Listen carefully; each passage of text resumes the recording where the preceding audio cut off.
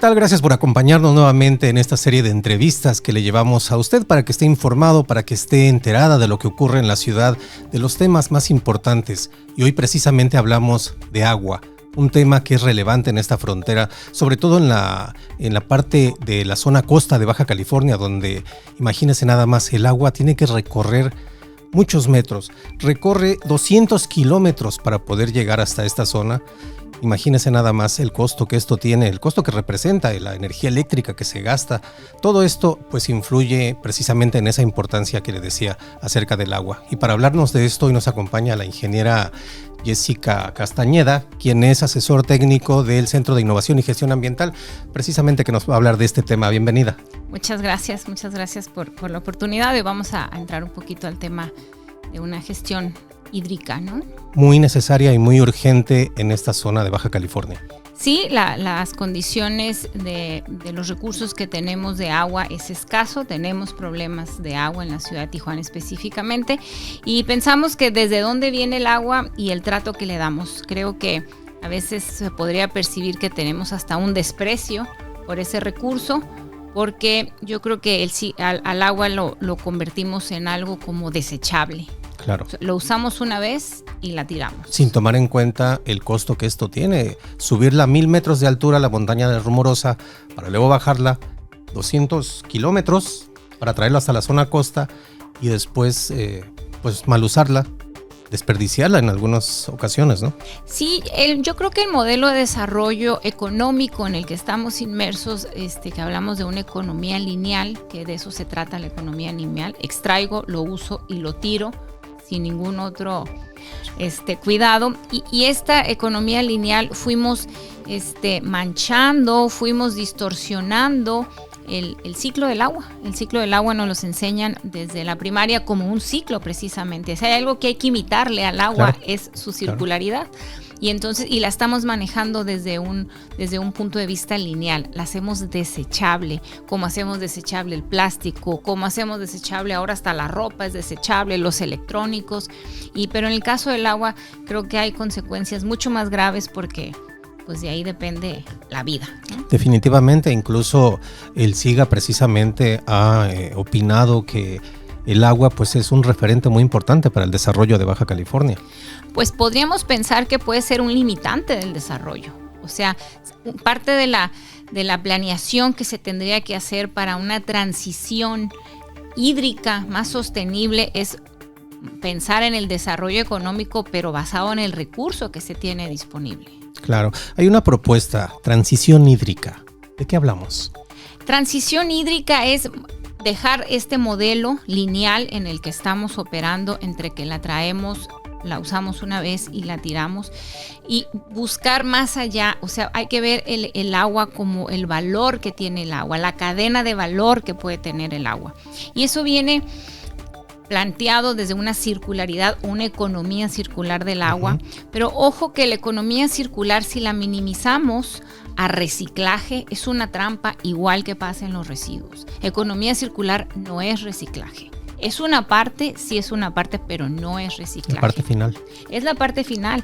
Aquí tendríamos que pensar desde un diseño, un ecodiseño, desde cómo la producimos. Se puede producir agua. ¿Qué está pasando en la sierra de San Pedro Mártir? Estamos haciendo algo para producir agua y poder enfrentar el desafío de San Quintín, ¿no? Después de la producción tendremos que ver la distribución. Perdemos 1 metro cúbico por segundo de agua en la distribución. Eso también es economía circular. De 5 que llegan a Tijuana. De 5 que llegan a Tijuana, perdemos 1 en la distribución, tratamos 2, 1.1 en la planta internacional y el resto entre La Morita y el Monte de los Olivos, y los otros 2 no los tratamos, se van al mar, pensando como si el mar fuera un tratamiento de dilución. Claro. Entonces, y estas ideas de la planta desaladora en Rosarito es una idea muy buena, y de hecho tendríamos que pensar como la lógica del consumo local. Tenemos mucho más cerca el mar que traerla desde el río Colorado, por supuesto. Pero si pensamos en que tiramos al mar 2 metros cúbicos por segundo de agua bien tratada y la aventamos al mar para llenarla de sal, para 5 kilómetros al sur sacarla llena de sal, quitarle la sal y volverla a hacer agua bien tratada, pues parece una paradoja que no está completa. Sí, es incomprensible. Pues eso no es una transición hídrica sostenible. O sea, eso no es una economía circular del agua. O sea, estamos incluyendo la circularidad hasta el mar para llenarla de sal y después sacarla llena de sal para hacerlo osmosis inversa y regresarla a un agua bien tratada que ya teníamos antes. Aparte la que se va a desperdiciar en la red hidráulica. Así es, no podemos seguir pensar en buscar otros suministros si lo estamos echando a un balde roto. ¿Cuál sería entonces el siguiente paso, el paso correcto, hablando de esta transición hídrica? Pues el paso correcto es empezar a verlo completo, salirnos simplemente de los ojos de tratar el agua. Qué bueno que hay que tratarla, pero después hay que usar el agua. Sí. Está la paradoja que nos cuesta más caro pedir una pipa de agua tratada para mis áreas verdes que abrir la llave. ¿Cómo va a ser posible que me cueste más caro comprar aguas tratadas que abrir la llave? Entonces los modelos del mercado no están diseñados para movernos hacia una transición sostenible del agua. Aquí yo veo dos líneas. Una, la parte gubernamental, que es quien tiene que hacerse cargo de estos proyectos de tratamiento, de distribución, de correcta distribución, Pero también está la parte ciudadana, la parte del empresarial. ¿Qué hacer todos para que pueda funcionar? Pues una transición hídrica tiene que partir de la gobernanza, es también los usuarios. Y entre más cortos, más chicos sean estos círculos dentro de la economía circular, tiene mucho más eficiencia. Intento explicar, o sea, es mucho más fácil que dentro de mi casa existan círculos, o sea, que probablemente el agua de los excusados pueda servir para, son aguas grises, pero el de lavado de las manos sirva para los excusados, pero el de la lavadora sirva para otra cosa. O sea, esa circularidad en casa. Y después pensamos si estamos en una empresa o en una colonia. Y si en esa colonia hay áreas verdes, bueno, entonces en ese círculos, ¿no? Después es en una ciudad. Pero aquí la magnitud del círculo es el río Colorado, Mexicali, sí, Tijuana, el mar. O sea, no podemos dejar esos círculos solo a la naturaleza. Tendríamos que hacer círculos tecnológicos que nos ayude a eso. ¿Es posible? Sí. Tomando en cuenta los recursos, la administración pública, la conciencia del ciudadano por el cuidado del agua y el buen uso. Sí, claro que sí. Existen casos, por ejemplo, de éxito en el país, en Jalisco, en Colima, se genera electricidad con los lodos de las plantas de tratamiento. Y esa electricidad sirve para el funcionamiento de las mismas plantas de tratamiento. Y el agua tratada sirve para recargar el manto freático. O sea, sí existe, pero necesita haber políticas públicas congruentes, no solo a cargo de una sola dependencia. Tendría que haber voluntad política. Y bueno, pensaría, la planta que está en mantenimiento ahorita de Punta Bandera, sí, tenía 1,100 litros por segundo y la están construyendo de 800 litros por segundo. Yo pensaría que si hacemos una planta más chica es porque tenemos menos requerimiento, pero no es así. Pues va incrementando, entonces esos 300 metros por segundo, ¿dónde van a terminar? Donde están terminando ahorita los 1,100 que se mandaban para allá, en el mar, solo se está clorando. Ese no es una planeación estratégica. Ahora, si tuviéramos de la mano una campaña en donde estuviéramos de veras todos ahorrando y esos 300 fuera una planeación de un ahorro de ciudad, bueno, entonces podríamos todos ponernos la cachucha y decir hay que empezar a gastar más agua porque si no se está yendo al mar, pero no está acompañado de una socialización. Yo creo que si a todos los ciudadanos nos dicen, ¿qué te parece que te doy un bono si ahorras el 10% de consumo de agua de tu casa? Y te hacen una revisión y entonces por cada 10% todos nos ponemos las pilas. Bueno, digo, ya con que se le diera utilidad a esa agua que se trata en las plantas y que se tira, bueno, se deposita en la canalización, ¿no? Se vuelve a contaminar y otra vez vuelve a su ciclo. Claro, pero esa es la que se trata, y la que no se trata se va directamente al mar. O sea, al mar como si fuera un tratamiento de dilución y como si fuera infinito y como si no hubiera consecuencias. O sea, simplemente se clora. Dice la propuesta: transición hídrica sostenible e inclusiva.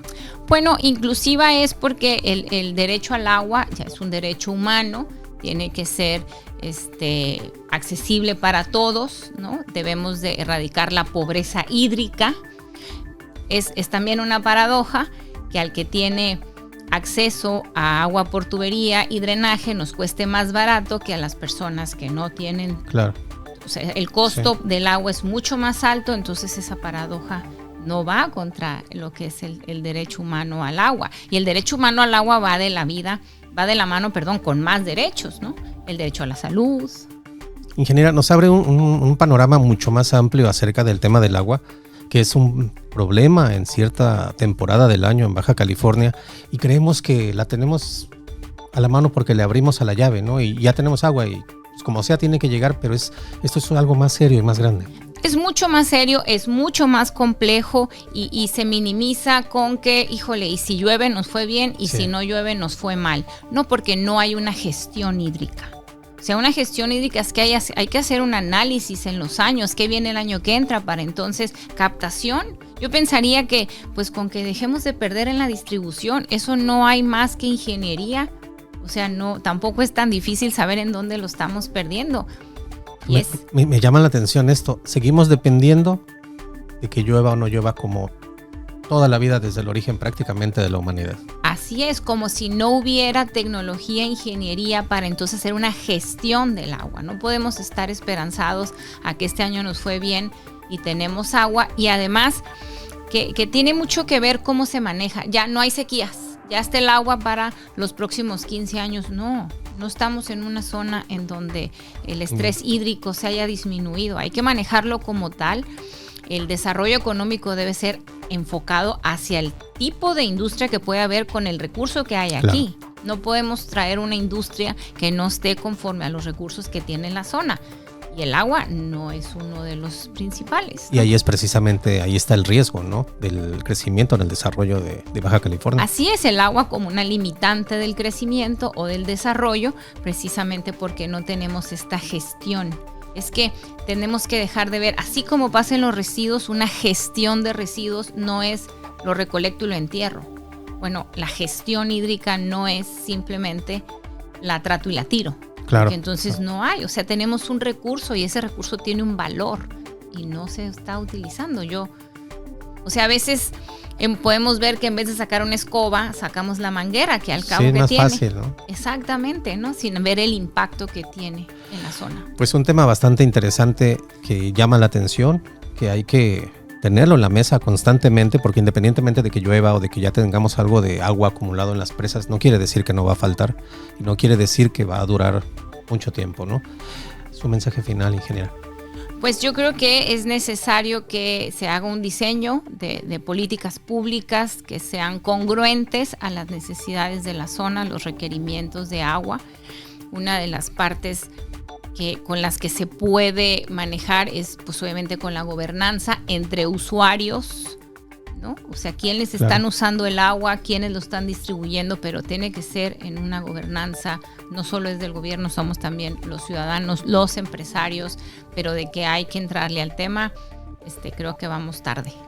Bueno, creo que también fue parte de las propuestas de campaña en las pasadas elecciones, ¿no? La actual presidenta me parece que trae el tema del agua. Sí, viene en estos días para platicar precisamente en cuestiones, hacer un plan. Hay un plan nacional hídrico y Baja California es uno de los estados en donde este tema es precisamente por la dependencia que tenemos tan peligrosa de un popote que está en la Rumorosa. O sea, no quisiera pensar algún día que tengamos un sismo y entonces en la crisis en la que vamos a estar, ¿no?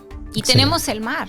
O sea, aparte, si pensamos como economía circular, parte de la economía circular es un diseño. ¿Por qué tengo que estar dependiendo de un agua que está a 200 kilómetros si tengo el mar? Claro que sería del mar, sí, pero hay que acomodar todo lo demás. ¿Qué es más dañino?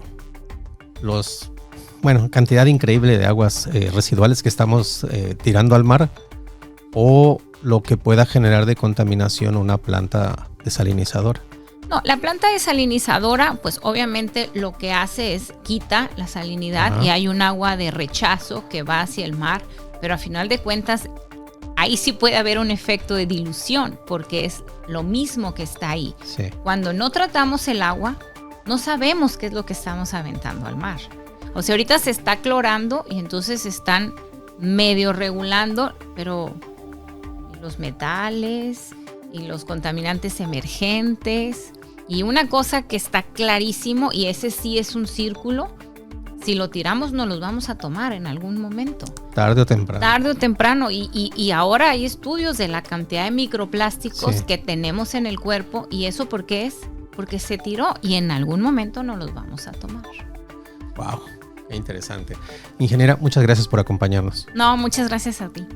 Y muchas gracias a ustedes. Son temas importantes que hay que tomar en cuenta y vale la pena escucharlos, vale la pena conversarlos y sobre todo tratar de poner un poco de atención en esas cosas tan simples como no abrirle a la llave cuando no hace falta. Cuídense mucho, siga con nosotros. Muchas gracias.